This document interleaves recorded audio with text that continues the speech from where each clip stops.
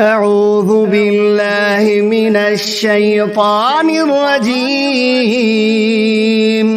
بسم الله الرحمن الرحيم. هل أتاك حديث الغاشية وجوه يومئذ خاشعة عاملة ناصبة تصلى نارا حامية تسقى من عين آنية ليس لهم طعام إلا من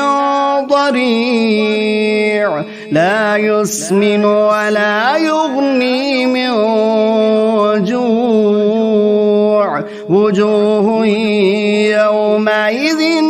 ناعمة لسعيها راضية في جنة عالية لا تسمع فيها لاغية فيها عين جارية فيها سرر مرفوعة وأكواب موضوعة ونمارق مصفوفة وزرابي مبثوثة أفلا ينظرون إلى الإبل كيف خلقت وإلى السماء كيف رفعت وإلى الجبال كيف نصبت وإلى الأرض كيف سطحت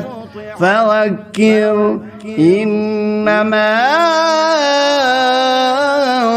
أنت مذكر لست عليهم بمسيطر إلا من تولى وكفر فيعذبه الله العذاب الأكبر إن إلينا إيابهم ثم إن علينا حسابهم صدق الله